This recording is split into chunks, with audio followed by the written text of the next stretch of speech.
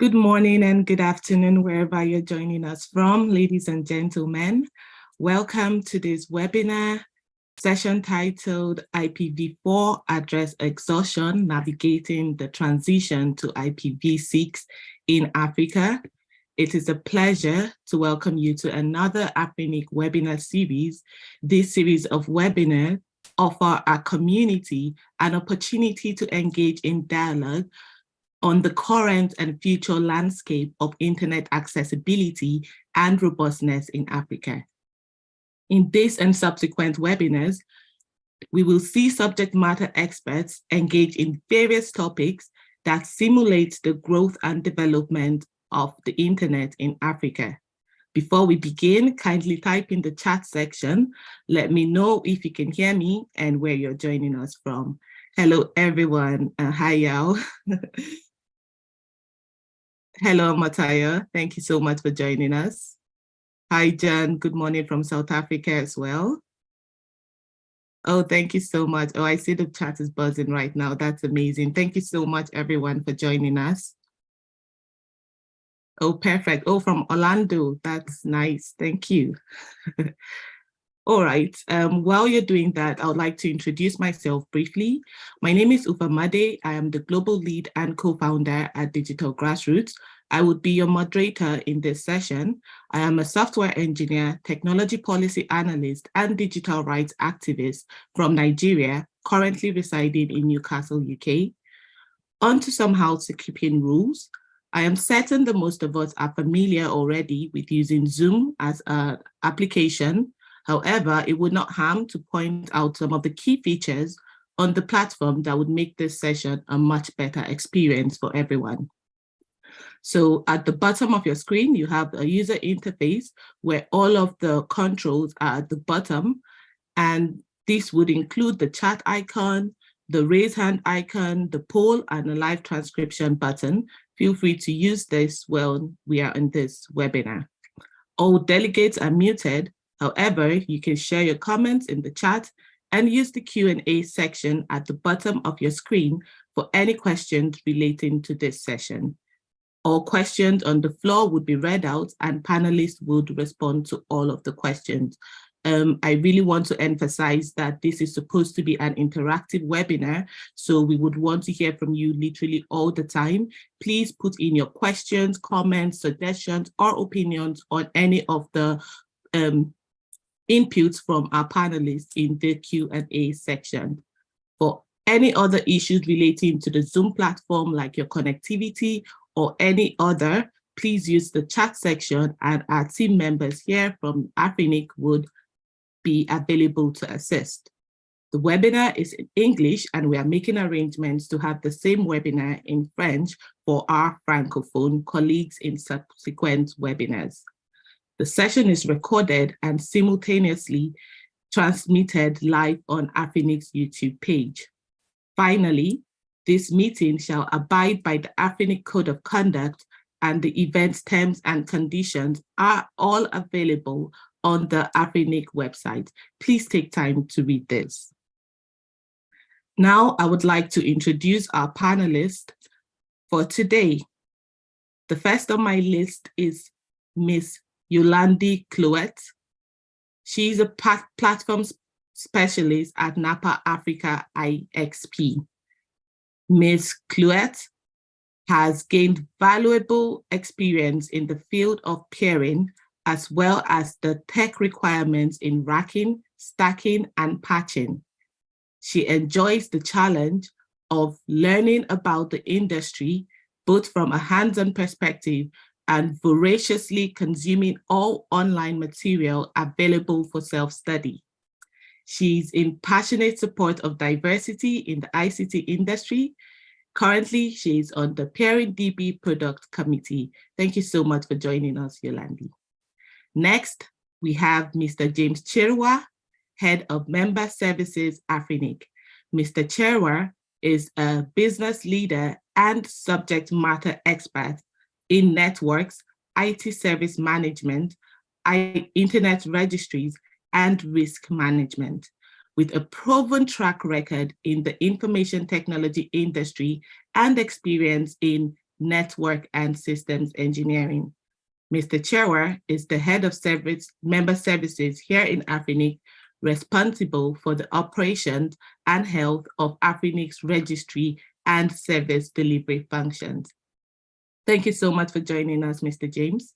Lastly, we have Mr. Willie Manga, Deployment Operationalization Officer at Afrinic. Mr. Willie Manga is a highly accomplished professional in the field of engineering, currently working at Afrinic, the regional internet registry for Africa.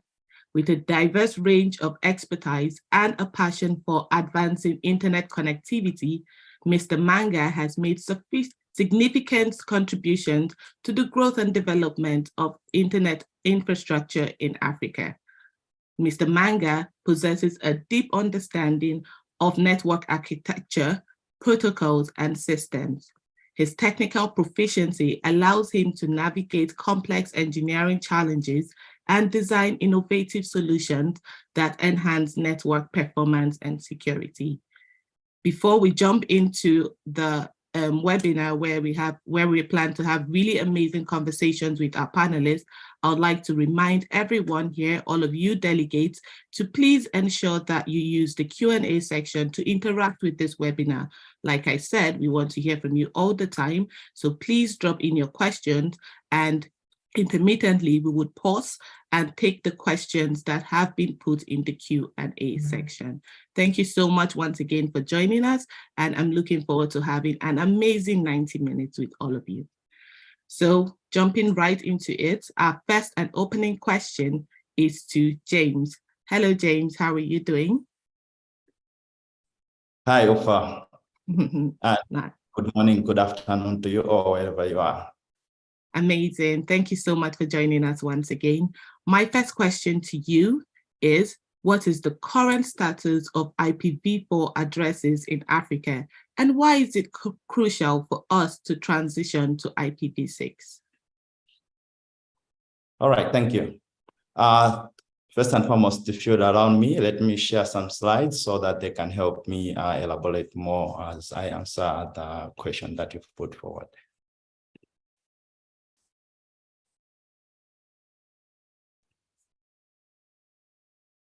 All right, so first and foremost, I would like to approach the question from a global perspective at first.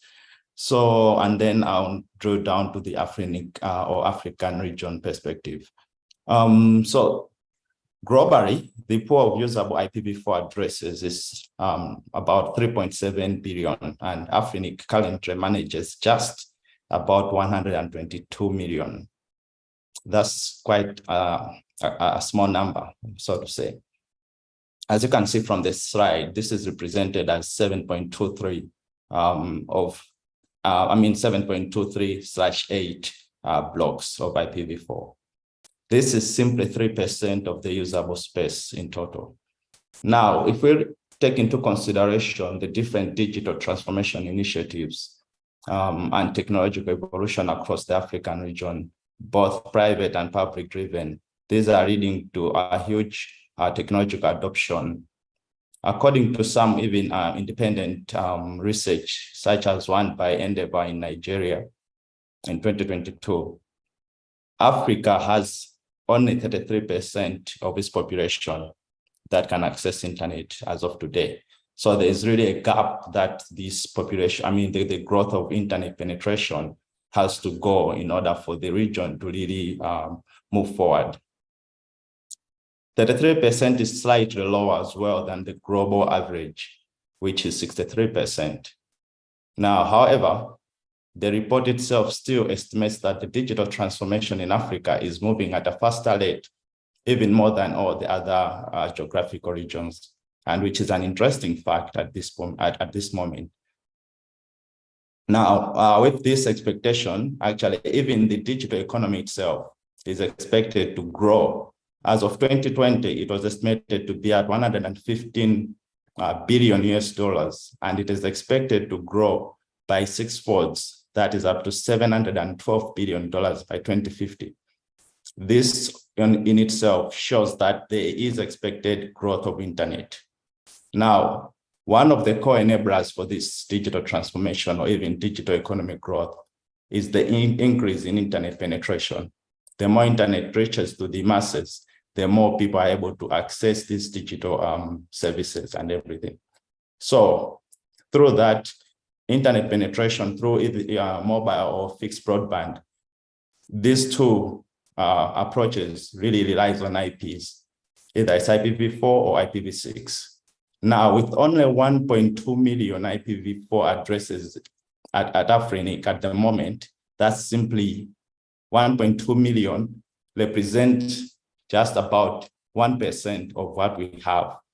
So we've practically issued out, or we don't, 99% of our resources are already issued out. So with 1% remaining, this presents an imminent challenge to actually the digital transformation effort that are being put into. So that in itself tells us that it's time to think of navigating to IPv6. The migration to IPv6 is a necessity as we stand today. Thank you. Thank you so much for that, Mr. James. It was really eye-opening to recognize the relationship between the digital transformation occurring in Africa and the need to have available IPv4 addresses or available IP addresses to support this transformation. This leads me to my next question for you, James. As the head of member services at Afrinic, could you share some statistics on the current state of IPv4 addresses and the progress of IPv4 allocations in Africa? All right, thank you for once again. So as you can see on the screen, I already said Afrinic currently only have 1% of its total pool, which is also translated as 0.08/8 block of IP addresses. Now, as we stand today, this is what we have the current status. So 1.2 million that are available as our current statistics. 115 have already been issued out to our members.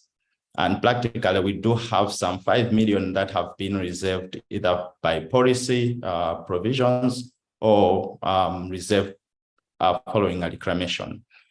In 2023, we've also seen, we've already issued up to about 151, and we expect to issue another 100,000 IPv4 addresses by the end of the year.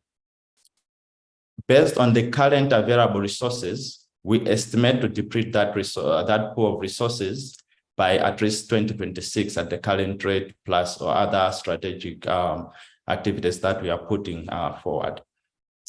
However, I would not say much on the pools that are in reserve at the moment, how quickly they can be resolved, because they can be exhausted because conditions may change, more especially on the policy side. So right now I'm basing on the current policies and as well as the current rate and other activities. So I'm only focusing on the current available pool. For the reserved pool, we may still, if we continue with that, we may still have some time to go, but perhaps there may be some policy changes that may come in through and expedite the depletion again. On the other side, you can also see the distribution across the Afrinic geographical regions, how the distribution of that 115 million is like at the moment. Furthermore, I would also now move on and see and look at the situation in terms of IPv6. So IPv6, as you can see, we have dedicated practically 10,000/32, but we still have 1 million/32s available. So we do have enough, more than enough for the moment. And we are actually encouraging our members to actually adopt, but not only receive IPs from Afrinic, but we also encourage them through different mechanisms and approaches to make sure that the IPv6 are put to use. As of today, I'm happy to say that at least about 50% of our members who have received these IP addresses in terms of IPv6 are using them already. And you also see that at least more than 50-something%, close to 54% of our members do hold IPv6 prefixes, but 50% of that number are already using the IPv6. So there are a lot of activities behind ourselves as well as other collaborators collaboratively. So most of these, you hear them as well in the next, probably from myself as well as Willie and also Yolandi, who also bring in some of the initiatives that are driving this adoption. Thank you. Maybe Perfect. just to also on that, maybe it is also good to appreciate how the distribution of those who are actually announcing IPv6 at the moment is like. So I hope you have a good view on that, but you can see how the numbers are across, and we have the top 4 being South Africa, Kenya, Nigeria, Tanzania, and we proceed. So yeah, this is the current state. Thank you. Thank you so much for sharing that, James. And also thank you for sharing this graph to show the current state of IPv6 deployment in the region. We do have some questions in the Q&A section, but before we take them, I would like to ask you a follow-up question and also encourage other delegates to please put in any other question that they have in the Q&A section of Zoom. We would be taking these questions momentarily. So the follow-up question for you, James, and please feel free to jump in after James, Willie, because this would herald us into the questions for you as well. What are the main challenges that organizations in Africa are facing when it comes to transitioning to IPv6, and how can these challenges be overcome? All right, thank you.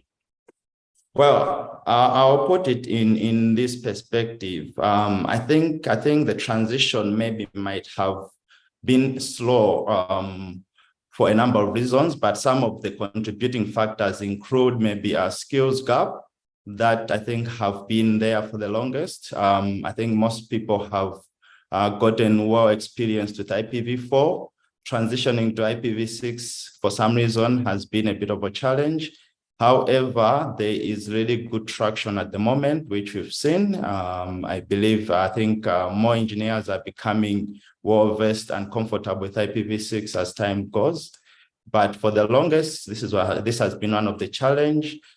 The second thing that I can also point out is perhaps the challenges on the infrastructure side, where some operators might have had or run networks on infrastructure that could not support V6. But I think with equipment going to end of life and new equipment being bought, I think it has enabled also other operators to enroll or to be able to roll out IPv6. And also on the same part, maybe I can also point on the end devices. I think at some point we've come across some sentiments that, oh, my end users' devices aren't IPv6 capable, so why should I move on to IPv6 when I can't deliver to my users? So those are some of the challenges that I can point out to, and I also let my colleagues add other elements. Thank you.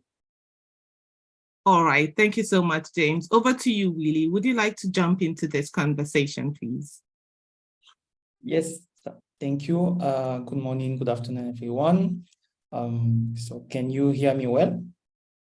First of all, okay, good. Okay, so we are talking about the challenges. So I will just show you, we'll start from here. What you are looking right now is from APNIC website, a statistic about the IPv6 capability per country across the world. And of course, The more it's red, it means you don't have people using IPv6. The more it's green, it means people are using IPv6. What I want you to focus here is, first of all, you notice that some countries where you have a lot of people, the biggest countries in the world, China and India. If you notice, India, it's green right now, and it's even 78%. Why? Because since 2 years ago, the main operator decided to roll out IPv6. You know, India is the second biggest country in the world in terms of people. So they just, in less than 3 years, they went from like 5% to just 78%. And just because of one operator. Same thing is also happening with China, and you see it's already 30%. Bear in mind that China is the biggest one, so when you see 30% of people in China, it means it's a lot of people. Now we go to our continent, and you notice that it's still red in Africa, but it's something that is moving step by step. What you are seeing now in my screen is the capability in details according to the Africa continent. And since I would say 2015, you see we're not really using or announcing IPv6. At this point, we are not just talking about announcement. We are talking about device using IPv6. And you see since at least 2021, you see it keeps growing. I just want to let you know that at this point, it's also based on several, like 4 or 5 operators in Africa that are doing that progress. Okay, now when we are talking about the challenge themselves, James already mentioned some of them. You have, I will just come back with some of them again. The awareness, we have 1,025 African resource members who do not have IPv6. James present to you those who already have IPv6, and he said it was 50%, so around 50%. So today we still have 1,000 members without an IPv6 block. Maybe they are not aware that they can request the block. And for those who have IPv4 already, according to the current policy, it's possible. We already mentioned the confidence. Some people, network engineers, told us that they are not confident enough to deploy IPv6. And you also have the lack of support on some IPv6 features, because sometimes also some network operator, when they want to deploy announcements, I would say it's not the most difficult part. So now when you go deeper into your network, when you want to deploy to some end user, there at this point, sometimes you have incompatible equipment or equipment that does not support IPv6. Last but not the least, you also have the willingness, because you notice we discussed it during this webinar. Sometimes it's just a matter of, okay, let's just gather some time, some people, and just start somewhere. Okay, so this is what I can at least mention for now. Thank you so far. Thank you very much, Willie, for sharing that. That was very insightful. Before we jump into to take some questions in the Q&A, I would also like to put out a brief reminder to our participants joining on YouTube that they should please feel free to put in any questions that they have on the comment section, and we would be available to transfer them from YouTube and ask them live in the webinar. So the first question we're going to take in the Q&A section is from Rima. There are 2 questions here, but I would merge them into one. When will IPv6 be fully rolled out in Africa? Are there any limitations imposed by IPv4 that don't exist with IPv6? The question is open to any of you panelists, please. Yeah, I can start so that we can quickly go to Claude as well. So for the first question, Rima asked, when will IPv6 be rolled? As I just mentioned, it's up to any network. I show you on the world map, India is just in 2 years' time. they went from 5% to 78%, just 2 years, and Mhm. only because of one operator. So it means, and we know in Africa, we already also have some network operators who start to deploy IPv6 on their own network. I can mention in Kenya, you have Safaricom. Okay, they roll out IPv6 in the network. And if many, those who are living in Kenya, maybe most of you are not aware, but when you are using a device in Safaricom network, you are using IPv6. You also have people from GVA, all those who are using Canal Box, for instance. At home, they have IPv6. And actually, the stat you see regarding IPv6 is based upon those two networks at least. So it means that it's up to each network operator to start on the on-site and roll out IPv6. In terms of limitation, of course, remember IP version 4, version 6. Version means it's an upgrade or an update of something you have in the past. So 6 means by default that you have an improvement. You have a lot of improvement, like the way the header packet are informed, the way you can address the resource, the way you discover the resource on each network. This is something you can you have in IPv6 that you don't have, or you find a lot of improvement. Yes. Perfect. But I will not, at least that's the most important.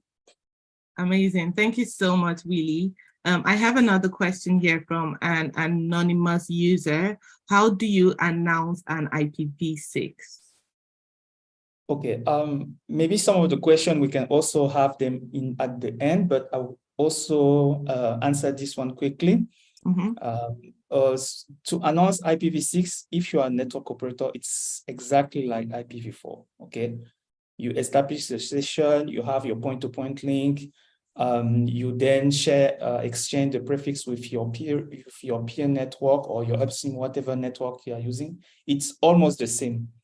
The main difference is just that you have to think about the type of prefix maybe you don't want to advertise or receive, like the bogons.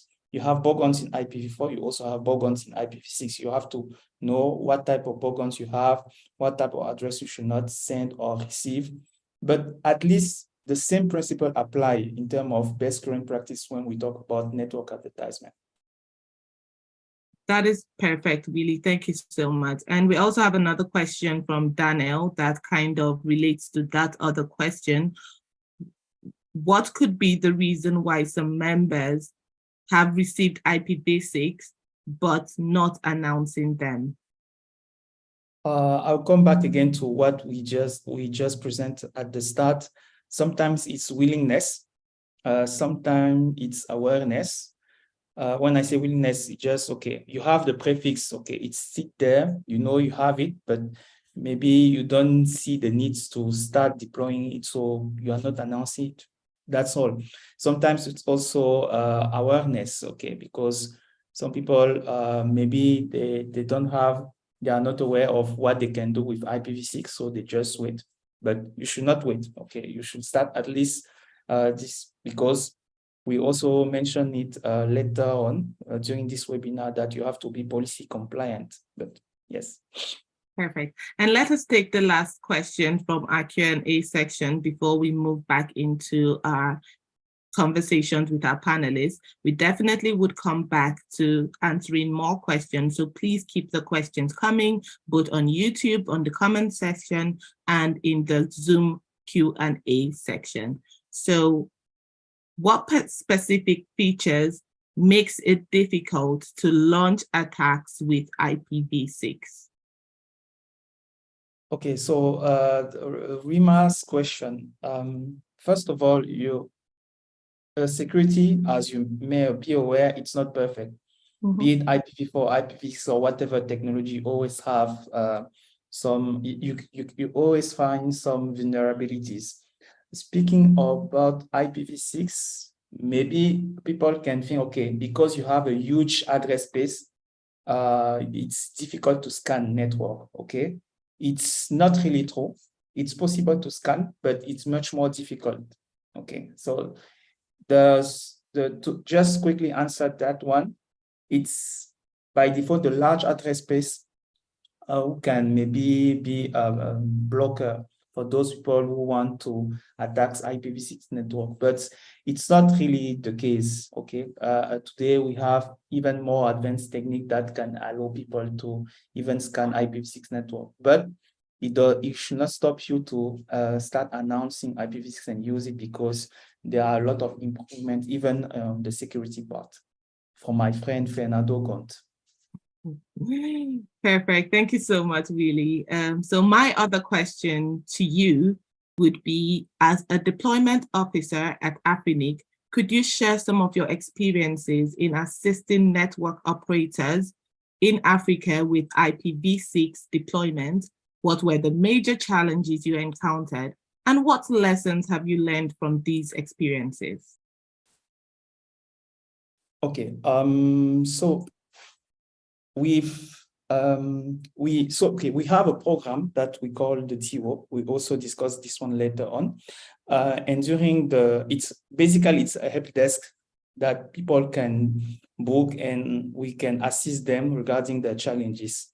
It's challenge regarding IPv6, RPKI as well. And you just come, okay, maybe you don't know how you can start, you don't know how you can announce, you don't know how you can maybe deploy it for your end user. So it's possible. So we assist a lot of networks since 2019 at least. And since 2019, we assisted around 120 organizations from Afrinic. But you know, we have more than 2,000 organizations. Of course, it doesn't mean that we should assist mandatory all the organization, but so far we assisted around 150 organizations. And for most of them, the issue was sometimes, as I just mentioned, sometimes the network engineers, they are very busy. They have a very tight schedule. So when they want an assistance, they only want an assistance on a specific point. So that's why when we help them, we just go straight to the point. We assist them on one specific topic, one specific issue. And if they want to come back, they can come back later. So the first thing is people are busy. They don't sometimes have enough time. The other one also is we notice people require a lot of assistance, especially when they are stuck somewhere, because when they come up to they show up for the help desk session, it's because they don't understand a specific feature and they want an assistance. And because we provide them some tools that sometimes it's quite helpful for them. If I talk about, for instance, the address planning, you know, in IPv6, you cannot just use a spreadsheet. By the way, if any of you using a spreadsheet for IPv6, please stop it now, okay? So they come to us because they don't understand how they will break the prefix, because they think it's too much. IPv6, it's a lot of address, but we help them change the mindset to understand that it's not just in terms of IP address allocation, but mostly in terms of, depending on the section, the usage, you break your prefix according to the service you have. And so, yes, it's also that we also notice something. We have some networks, when they come and we assist them, they continue themselves, and we don't hear them anymore. But not because they're not doing anything, just that, okay, now that they understand what they need, they either plan it for the future or either plan it internally, start to use it internally, but they are not making any noise at all. So that's why sometimes we have one question from our resource member when we were preparing this webinar. One we're asking, okay, do you know organizations who are using IPv6? Unfortunately, me, I cannot state publicly, but I know some of them are already using, but mostly internally. But it's for some of them, they just don't want to raise it or just publicly say, okay, to anyone that using it, but they're actually using it. And some of them are even planning it to deploy it elsewhere. And just to classify the people we have with whom we have been working, you have those who don't want to start at all, those who just want to be policy compliant. In terms of policy, then it means announce the IPv6 prefix. And you have those who deploy IPv6, but they don't want to make any loud communication around it. Perfect. Thank you so much, Willie. That was amazing. And I'm going to jump over to Yolandi for a few moments. Hi, Yolandi. Thank you so much for joining us. Yeah, thank you. Perfect. So my question to you is, could you share the current status of IPv6 deployment at NAP Africa and what challenges you are aware of in terms of deployment by networks? Sure. So, I mean, at NAP Africa, 91% of our members have IPv6 allocated, but it's not to say that it is being used. So as Willie and James have mentioned, that there are networks that have IPv6 resources, but it's not being actively used. And I mean, we have networks connecting to NAP Africa from 28 African countries. So, I mean, that's about 50% of Africa connecting to us. So, which means that they have the resources available to them. And I mean, why do we need to go to IPv6? I mean, we've covered this. We are running out of IPv4 resources. Keeping in mind, I mean, if you look at the amounts of networks applying for ASNs, we've seen an increase of over 300 ASNs being allocated since November 2022, which is quite a big amount because the internet is growing in Africa, which is fantastic. When it comes to challenges, I mean, as we mentioned, the deployment rate in Africa is significantly lower than the global rate. And sorry, we have power problems, but anyway, some of the factors that contribute to the slow deployment rate in Africa is, it includes the lack of awareness. So understanding why we need to deploy IPv6, why we should consider migrating our networks from IPv4 to IPv6.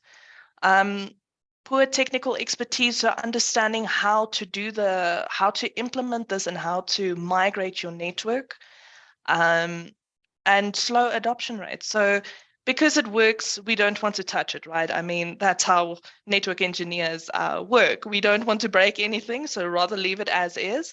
So I think that's the main challenge, is just to understand how we can move from what's working now on IPv4 and migrating it to IPv6. Perfect. Thank you so much, Yolandi, for explaining that. And as a follow-up question, what lessons have you learned from your IPv6 deployment journey at NAP Africa IXP? And what recommendations would you give to organizations in Africa that are considering IPv6 adoption? So I think the first thing is obviously training.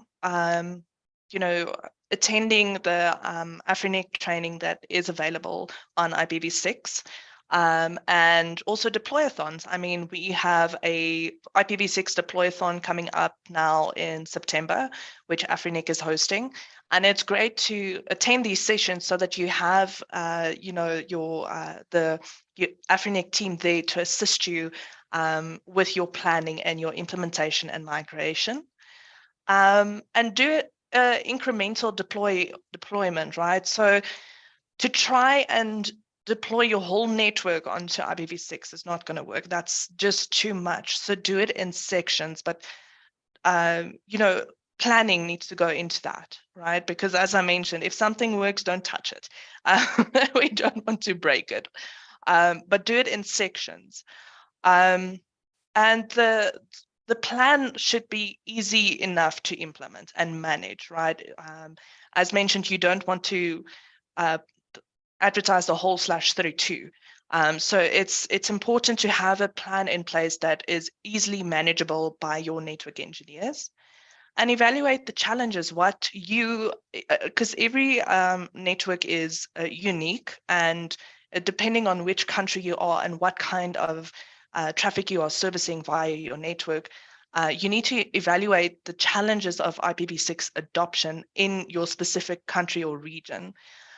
This can help you identify the specific barriers and benefits of IPv6 adoption and to develop strategies to overcome the challenges. So again, it's beneficial to work with networks that have deployed IPv6, get some insight from them, or working with the AfriNet team and sharing with them what you are wanting to do, what plan you have, and do they think, or can they just have a look at it to see that everything is in place and it will work. And again, deployathons are the best way to learn. Thank you so much, Yolandi. And just to echo what you've said, deployathons always are the best place to learn.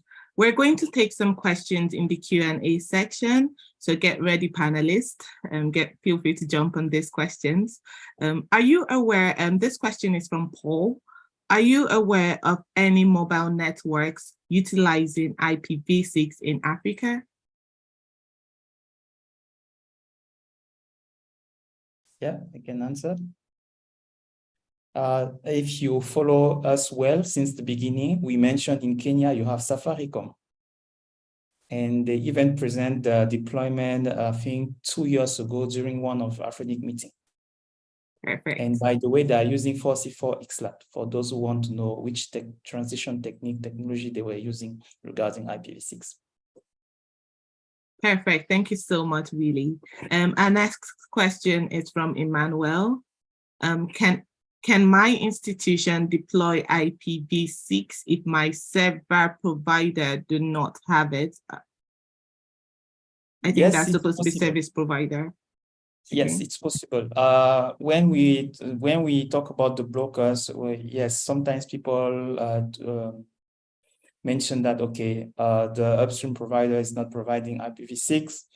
And actually, it's the chicken and egg problem, because at the same time, we have some customer, they just say, okay, our upstream is not providing IPv6. And when we discuss to also upstream, the same upstream will tell us, no, no customer is asking us for IPv6. So this is a chicken and egg problem that we use to deal with each day. But to go straight to the point, yes, Emmanuel, it's still possible, even if your institution, your provider is not deploying IPv6. But again, first of all, the first thing I will advise you is ask to your upstream provider, if you are maybe, let's say, depending on your category, if it's an university, you can come up with a group of university and you can ask to your provider. If it's some banks or whatever, the point here is you can put more pressure if you come together, okay? Now, in the meantime, while you are asking to your provider, what you can do is you have some tunneling or transition technique that you can use in the meantime, okay? It's still possible. Sorry, I just want to add to that. And I think that is probably why we are so slow with the adoption in Africa, is that you are waiting for someone to do it first, and as you mentioned, Willie, it's important for us to work together on this, to say that, okay, we need to do this, right? We can't just wait for someone else to do it and eventually get to it. So I think that's a good point you're making, Willie, to say that start today. Today is a good day to deploy IPv6. Perfect. Thank you so much, Willie and Yolandi. Our next question in the Q&A section is from Comlan. What is the impact of using NAT or PAT in IPv6 adopting challenge of ISP? Okay, so first of all, this is a technical question. Basically, Comlan is asking for those who are using translation, what is the impact?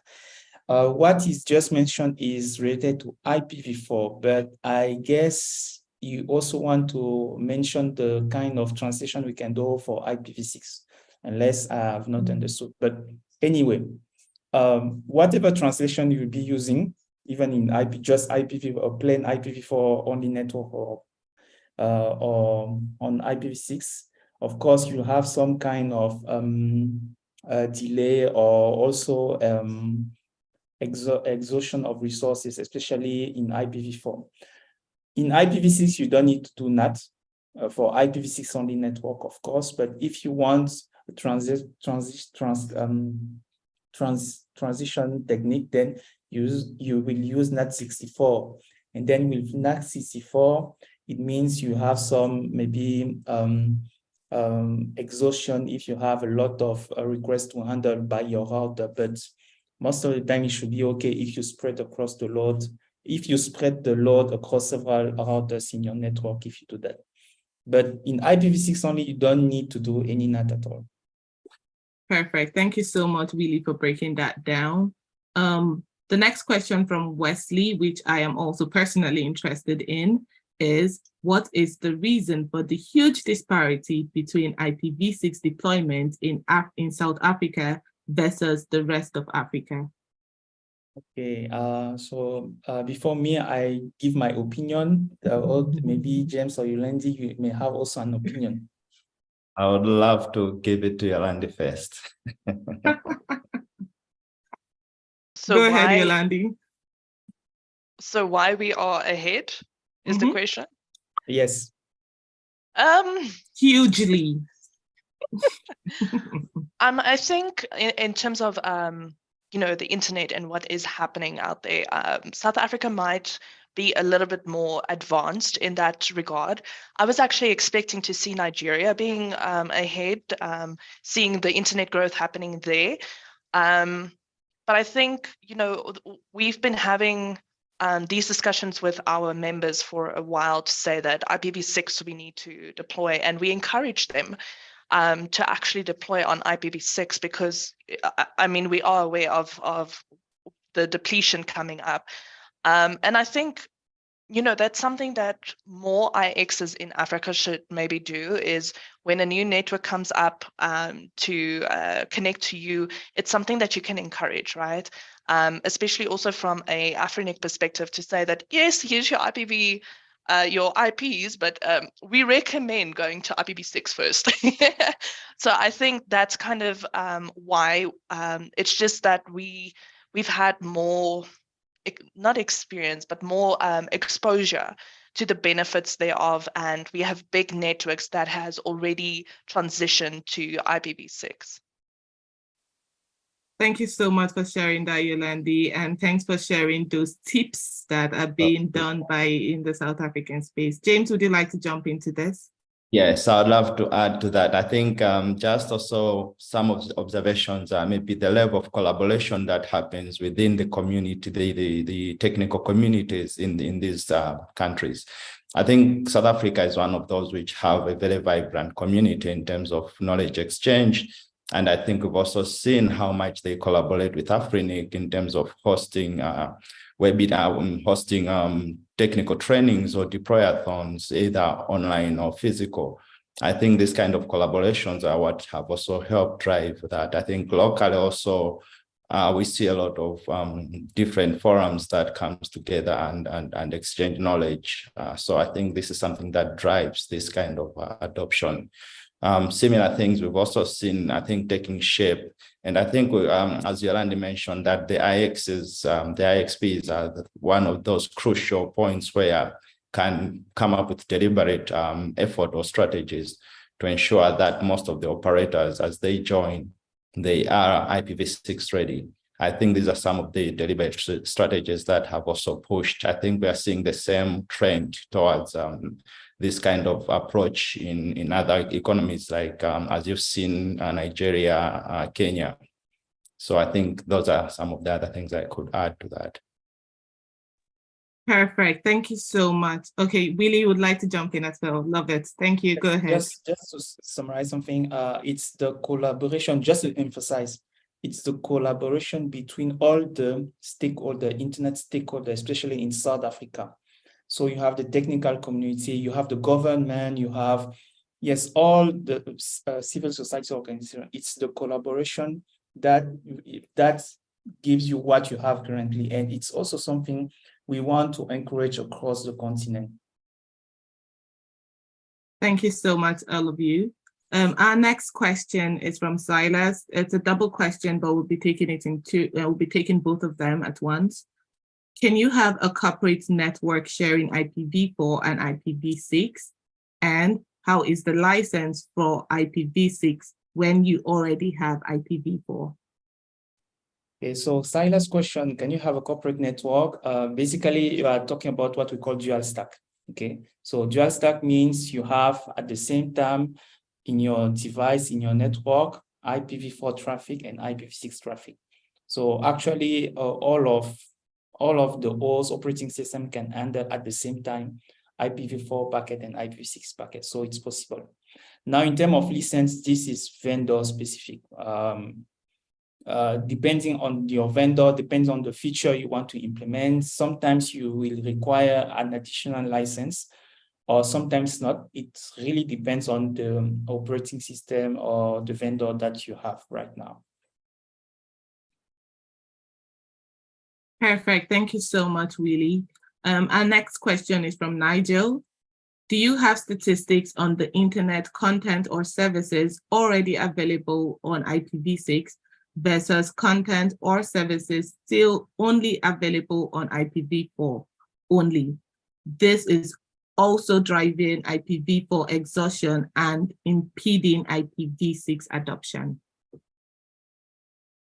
Maybe just a remark regarding this one. Maybe other, maybe James can also add. But from what I see is, actually you have a big network using IPv6, but they will not share statistics with you.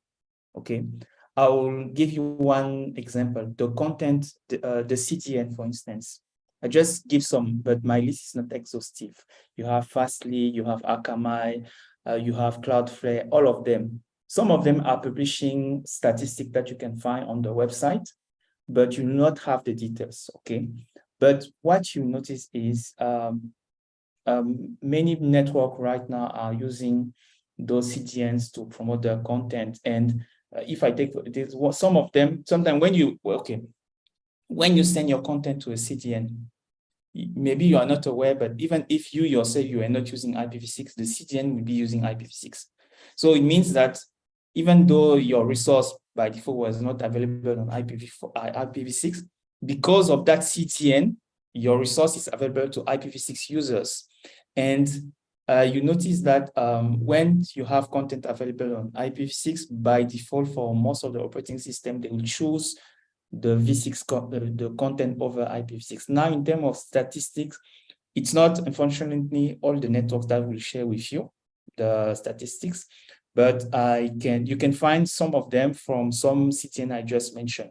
Now, apart from the CDN, honestly, by default, you will not find public statistics apart the one you'll find on APNIC website when they mention the one I just showed you, the IPv6 capability. This is one of the most public place that you can have, and they, as much as possible, to aggregate the data from several sources.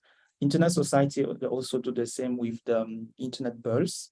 So you can also find kind of public statistic on that one. Perfect. But thank you so again, much. it's very important. If you just look what happened in India, again, 2 years ago, it was 5%. Today, it's 78% across all the country. So it should give you an idea of what is happening behind. I think Perfect. we are currently at 4%, James? Just to add on to that, Randy, you wanted to jump in, go ahead. No, I want to ask, I think in Africa, we're sitting at around 5% deployment, or is it 7? Around 5. It depends on which statistic you are using, but yes. So we need to set a goal that by 2026, we need to be at like 50%, so we can catch up with India. Yeah, it will happen. That's very good next steps, Yolandi. Love that. Okay, so our next question is from an anonymous attendee. James wanted to say something. Oh, sorry about that, James. You can go ahead. Just to add on to what Willie and Yolanda have said, I think the most important thing is most of these huge networks or those who provide a lot of content are already on V6. The most important thing is the IPO networks have to follow suit. I think this is where it matters the most, because content can be there on V6, but if no IPO networks are coming to for that content, then it really won't show much. But if the IPO networks are the ones are also moving into V6, then that usage would be actually more productive. So that's just an addition to that. Thank you. Perfect. Thank you so much. And our next question is from an anonymous attendee. Can IoT networking drive adoption of IPv6? I would say it can contribute, but it will not drive on its own. What drives IPv6 adoption actually today depends on a lot of factors. First of all, again, remember the graph I just showed you regarding the deployment in Africa. Let me just quickly show you to you here. I can also send you the link in the chat so people can look themselves. And actually, I will give you an exercise. And that will be an exercise for most of you. Okay, so I send you the link, but you also, this is an exercise. What in that graph, the progress you are seeing here is because of, I would say, one ASN. Can you imagine? One ASN, it's just one ASN who is doing what you can see right now in terms of IPv6 capability in Africa. I don't want to do the publicity for that network, but it's just one ASN. Why? Because they are pushing IPv6 toward their end user. Okay, because remember, this graph is showing how many end users are using IPv6 in Africa. And that ASN is pushing IPv6 to the user in all the countries. So everywhere they go, by default, it's IPv6. Everywhere they go. So the progress you can see here is because over the time, they go to more and more countries in Africa. And over the time, you see IPv6 growing just because of that ASN. Now, it also means that what drives adoption is for new networks, when you start from scratch, honestly, you don't need a lot of IPv4 resources. You just need a minimum so that you can start for your own management internally, and then you have several transition techniques that you can use for your end user. I don't know how they work in that for that ASN, but I know this is what they are applying for on their case. For existing network, you also have the opportunity to increase that one. Okay, it's possible. So what drives adoption is what you do for how you deploy, how you enable your end user to go to the internet. You don't need to just enable IPv4 to your end user, actually. If I mention you India and Kenya, it's because also of one network operator, because it's the mobile operator. And you know, mobile operator have most of the time, most of the users. So if one mobile operator just enable IPv6 on the end for the end user, you just see the graph will just continue to keep rising. Perfect. Thank you so much, Willie. And also big thank you to everyone who is sharing their comments in the chat. I'm going to read out a few right now, so please keep them coming. We have Mac Elkins. If your upstream doesn't do IPv6, you can or used to be able to get a free tunnel to Hurricane Electric and run IPv6 over that. We also have Daniel saying, I think NRENs are doing a good job in promoting adoption of research and, sorry, I'll take that again. Our next comment from Daniel, I think NRENs are doing a good job in promoting adoption in the research and education network space. Renu in Uganda is doing a great work in ensuring that all member institutions adopt IPv6. That is really, really great, Daniel. Thanks for sharing that. I do recognize the highly important role that NRENs play in the adoption of IPv6. We also have Jade saying another good reason to migrate to IPv6 is that the IPv6 protocol has been greatly improved in terms of the headers over IPv4 protocol, which leads to better efficiency, general CPU utilization, CPU utilization will go down and packets are handled faster. Thank you so much for sharing those comments in the chat. Please keep them coming. I'm going to take a couple more questions from the Q&A section. We have an anonymous attendee asking, is it true that there's no translation between IPv4 and IPv6?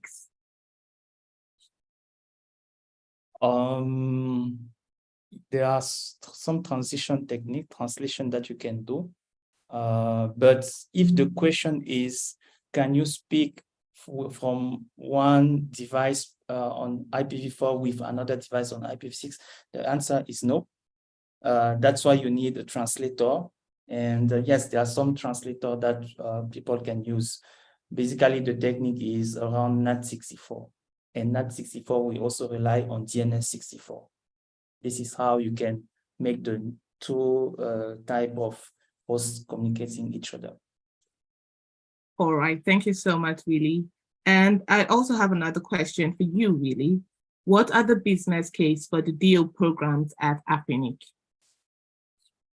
Okay, so the DO program, the Deployment Ops program, is a slot that we offer to our resource member to help them deploy confidently some techniques like IPv6, RPKI.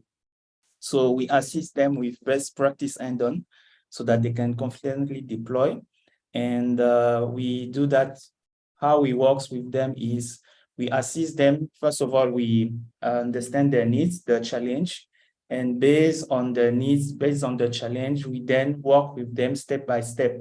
And as you can imagine, most of the time, if you have IPv6, it means that by default, you need a block.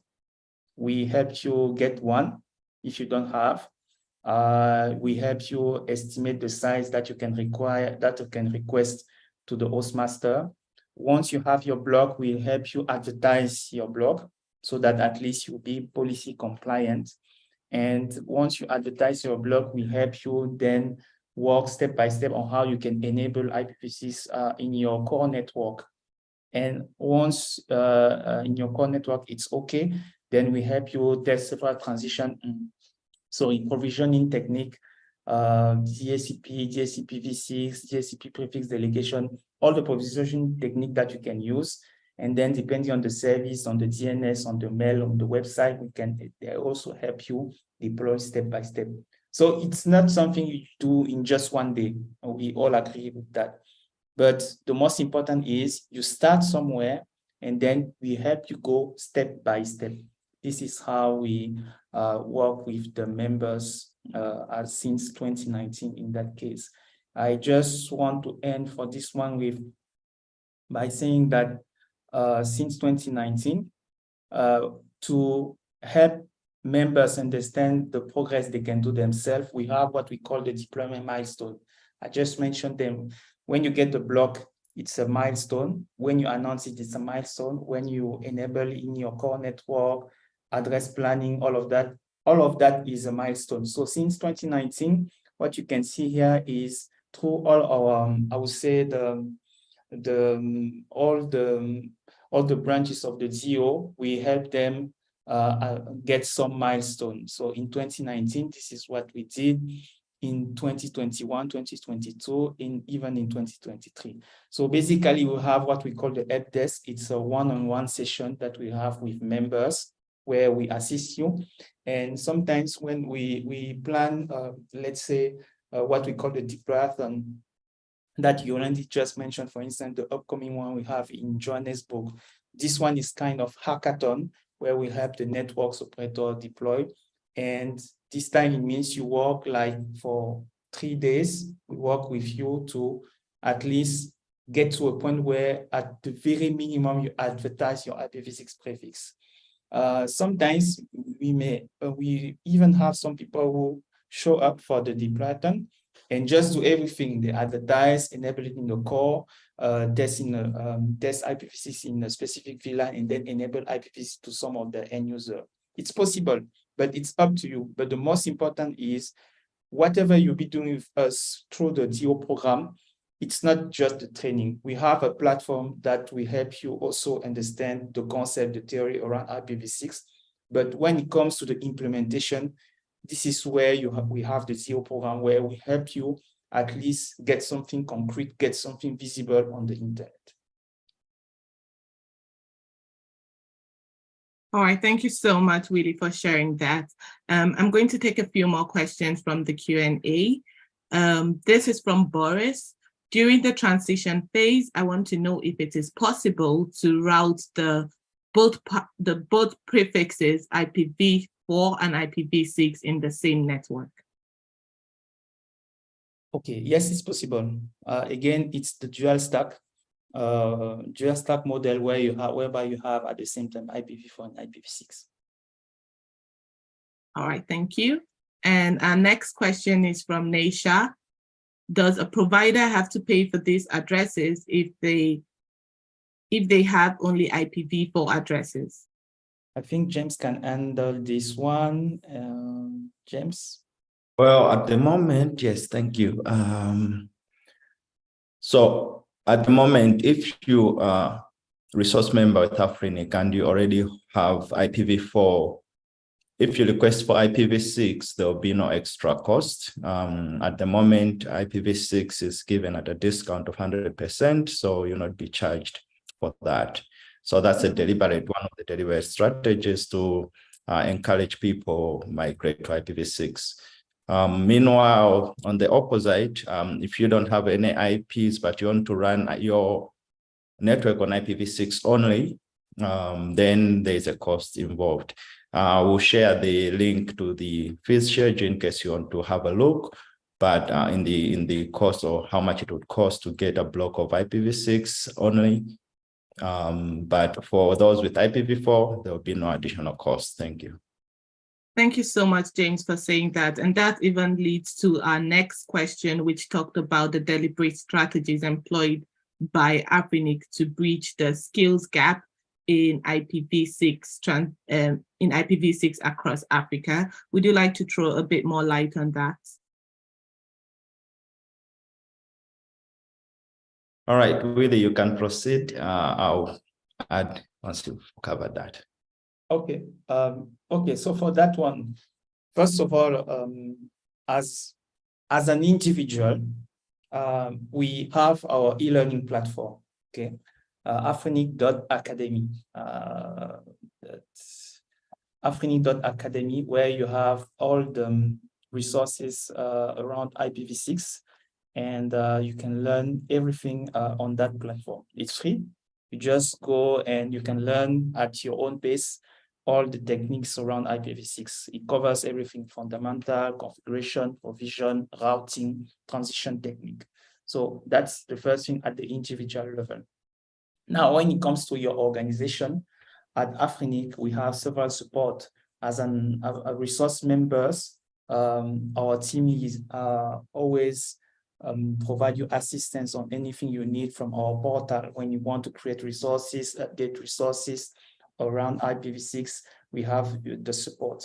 And we just mentioned the DO program, whereby we then assist you. It's a one-on-one session with each members where we assist them to go now when you want to implement IPv6. Just to summarize again, at the individual level, we have the e-learning platform where any of you can go and then understand the concept. We even have a certification platform, by the way, if you want to be certified. Then at the organization level, at Afrinic side, we help you to understand all the concept and help you deploy IPv6 step by step. Thank you so much, Willie. We have another question that Just is quite... add to that. Sure, go ahead, James, please. One more thing to add is the other activity we're also working on is collaboration with universities so that they could also give out Afrinic trainings on IPv6 in the universities.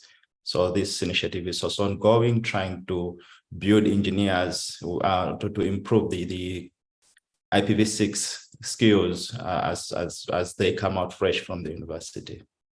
Oh, that's quite ingenious, James. Thanks for sharing that. Recognizing the role of the universities in building these digital skills across the region is always very important. And my next question is for you, actually, or I hope you can answer it. It's quite interesting. It's from Musa. What are you doing to force ISPs to roll out IPv6 resources?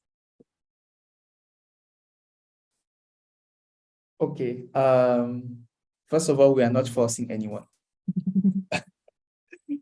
Because, and actually, it's not even a good thing to force anyone to do anything at all.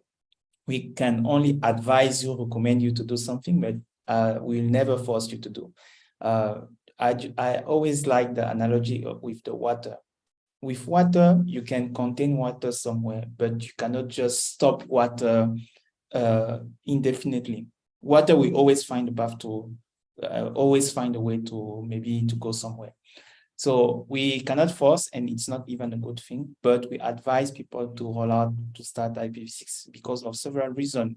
Today, we were talking about the exhaustion of IPv4. James told you when we start, and if you even go to start.afrinic.net, you can see the graph yourself, okay? The estimation is in 2026.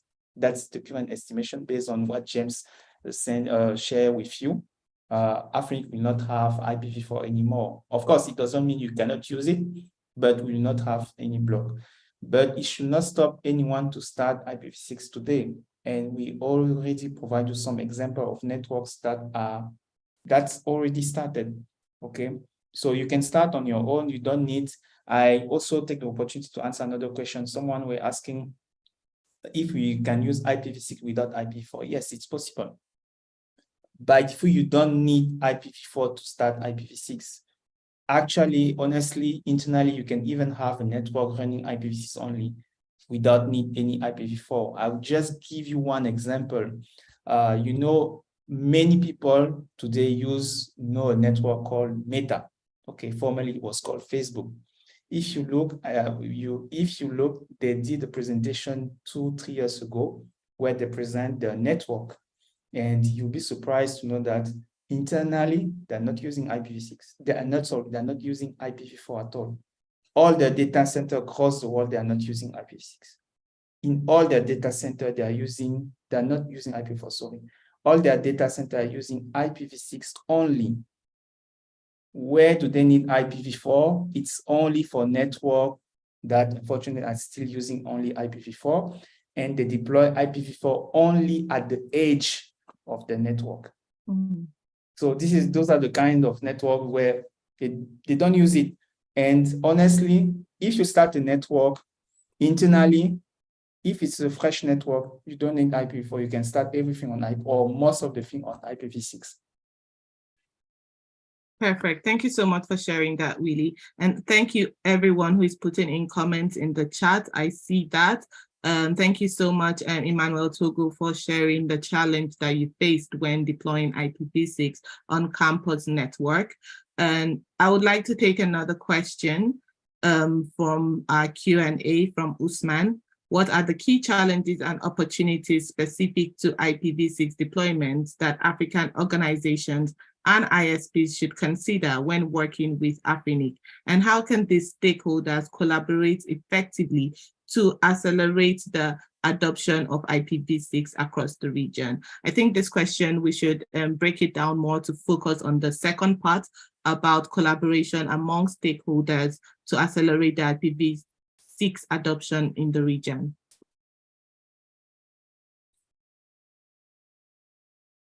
Panelists, over to you. I think maybe Yolandi, you may have, from your side at least, an opinion for that one, I guess. Well, I mean, one good way is to perhaps reach out to Afrinic to do an online deployathon. We had one, I believe, what is now August? I think in June, we had an online deployathon, and it was well attended, even though it was online. And again, just talking to your fellow networks, based on their experience for deploying IPv6, the challenges that they might have, and the kind of devices, hardware that they are using, just to ensure that your hardware that you are using can support IPv6. Because trying to deploy IPv6 on hardware that cannot support it, there's no point, right? So I think in that regard, even if you have local NOGs, this is also a good place to share these experiences and talk about it and see how how you can implement it into your network. But definitely, if you get stuck or you are not sure, I would recommend reaching out to the Afrinic team and getting some assistance and guidance from them. Thank you so much, Yolandi, for sharing that. I'm going to take another question from our Q&A. This question is from Wesley. Are there additional fees for members who currently have IPv4 allocations wishing to order IPv6?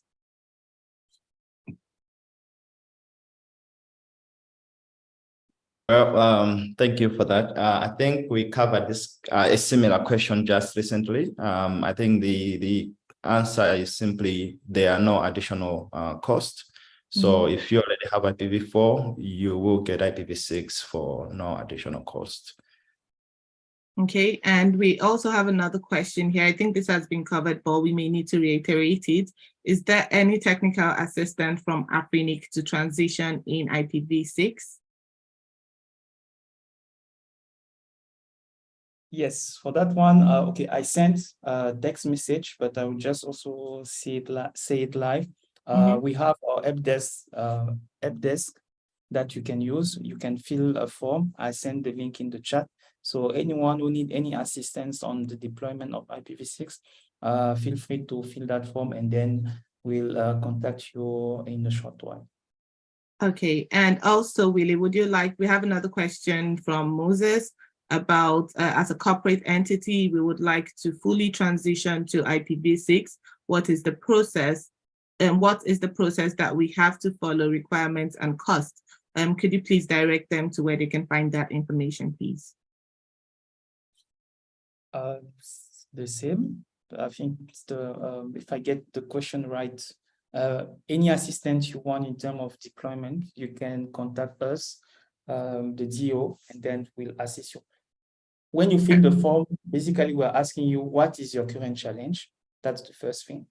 And among the question, we'll be asking you if you already have a prefix, if it's already advertised, on which service or where you are stuck. So based upon your answers, then we'll then contact you and assist you with exactly what you need. Okay, thank you so much. And we have a question for you regarding the dual stack said by Will.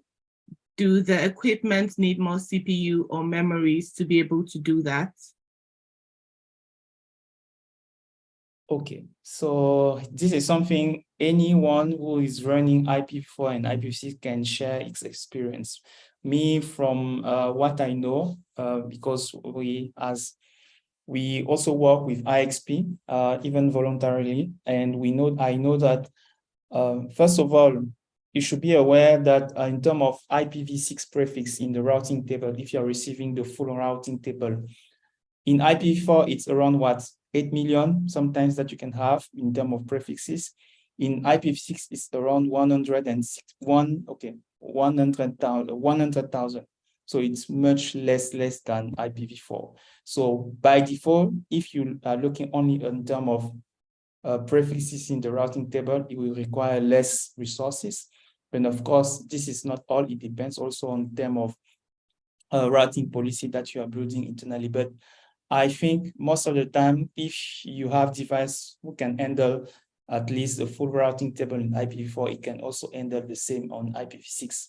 But it depends on the type of resource you have. And by default, if you are not sure, you can start maybe with just receiving a default route, and then step by step, you can then allow more prefixes coming into your routing table, and you just make sure. But it will require less resources than IPv4.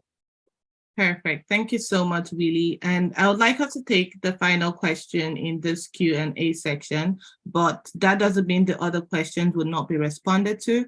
I would like to highly encourage all of our panelists to please use the chat to type in their responses to the following questions. Our last question would be, it's from Bertrand. Hi, I'm a bit confused. Is it up to the end user to adopt IPv6 or the provider?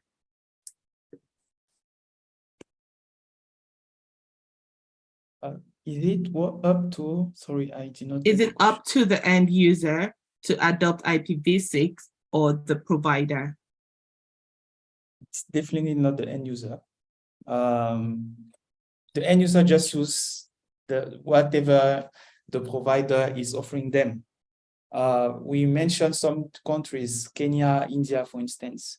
Today, even some other countries, DRC, Rwanda, Togo, and some of the countries actually where you have IPv6. All the people who are using IPv6 in all these countries for all this network, they are not even aware they are using IPv6. All they know is that they are just using the internet. They just want to go access to the resource. So I would say, unfortunately, the end user itself on its own cannot do anything at all. But if you then work together, maybe in terms of, we mentioned several stakeholders. In terms of stakeholder, yes, it's possible. If you're a corporate user, yes, you have some leverage. The first leverage you have as a corporate user is your contract, is your agreement with your ISP. If, let's say today you just update your agreement, you say, okay, in your agreement, you say, I want you to provide me at the same time IPv4 and IPv6. It's only in your contract. It's only in your agreement. And this is the first leverage that any corporate user can do today. Any corporate user. So that's the first leverage. But as an end user, you don't have many leverage at all. Thank you so much, Willie. And thank you once again to all of our wonderful panelists. I would like to do a quick round of a closing question so that we can all reflect on what we have shared and commented on today. For our closing question, I'll leave it up to you who would go first and jump in as needed. Based on your experience and insights, what are some key strategies or initiatives that can be taken to accelerate the adoption of IPv6 in Africa? I think from my perspective, it's, as I mentioned, do it in sections to see, to test it and to see that it is working and that your network is adapting to it. And reach out. I mean, if you are struggling or you are unsure, don't break your network. Please reach out to Afrinic or fellow networks that has deployed IPv6 and get some guidance from them. Thank you so much, Yolandi. Over to you, Willie and James.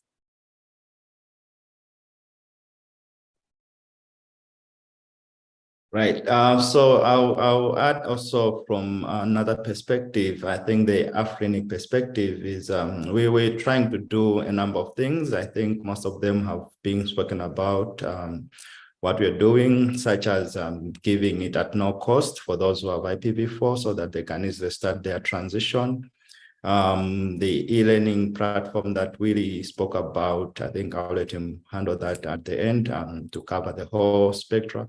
But in addition to that, we also have a policy in place that encourages the network operators that they should announce the IPv6 or start using IPv6 within 12 months of getting it from Afrinic. Now, that policy just doesn't bring in the condition that makes them move forward, but then we also provide the enablers through our mechanisms that have been spoken about in terms of capacity building, deployathon, etc. So I think there are those deliberate efforts that we are also doing, having in place from Afrinic perspective.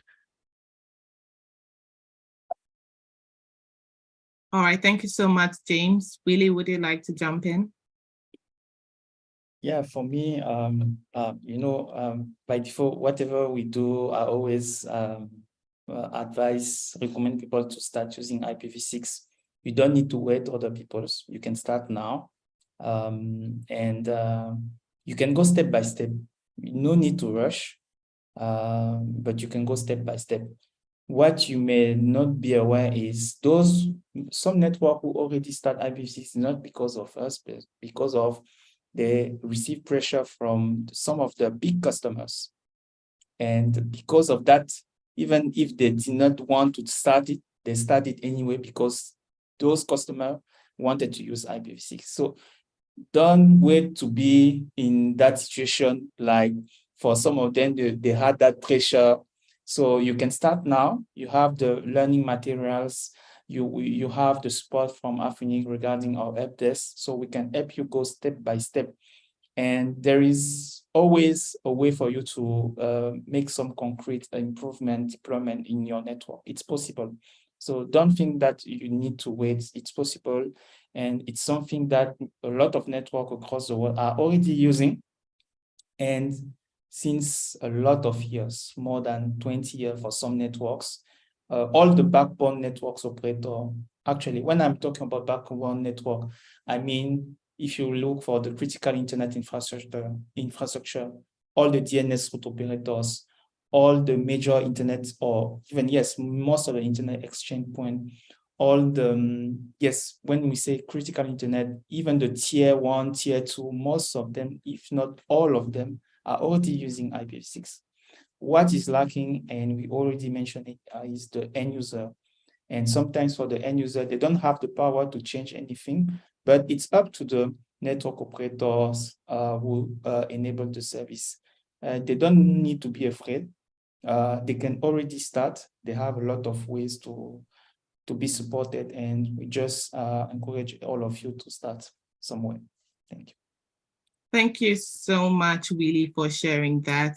And I know that although I asked that the panelists respond to the questions in the chat, I would like to give 1 minute for you to just quickly scan through any of the other questions that we have there. And if you feel there's any that needs to be vocalized or to be responded to urgently, I'll give you 1 minute to please take that.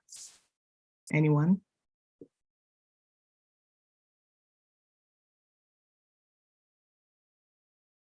Okay, let me pick just maybe, okay,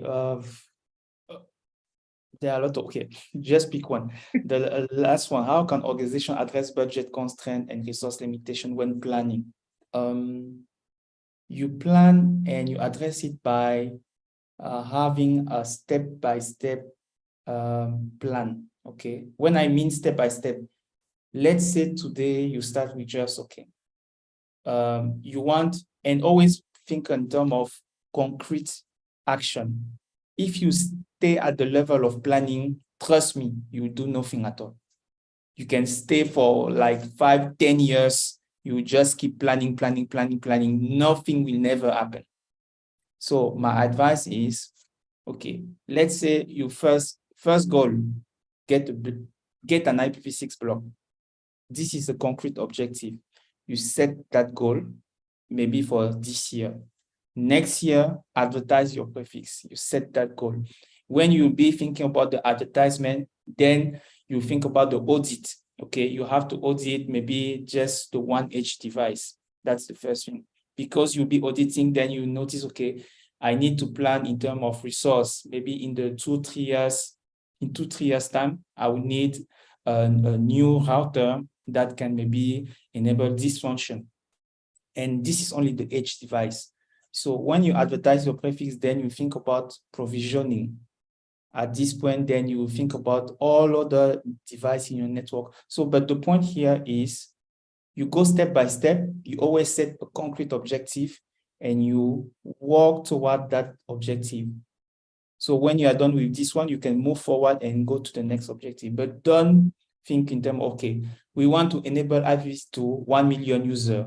You have your plan for 10 years and you are only planning each year. You will never do nothing. Trust me, it will never work. Have a very concrete goal, small goal, and just move forward. Thank you so much, Willie, for sharing that. That is super insightful. Being able to break down your deployment into goals and working actively towards them is definitely a way forward. On this note, I would like to thank you all, your amazing panelists, for sharing your valuable contributions and insights to this topic. Thank you all to the delegates as well for joining us for this 90 minutes. I appreciate your time. We have officially come to an end of this webinar. The recording would be made available on YouTube if you would want to go over it again. For some announcements before we close, we are running a survey and the link would be posted in the chat section. It would be nice to get a rating from you. Please spare a minute or two to complete this survey. Thank you very much. For our next webinar, Internet of Things, IoT and Smart Cities, Paving the Way for a Connected Africa. This would be on the 14th of September, 2023 at 9 a.m. UTC. So I look forward to having all of you there as well. Thank you so much once again to the amazing APNIC team, delegates, and our panelists for joining us here today. Do have a lovely rest of your day and see you on our next webinar. Thank you so much.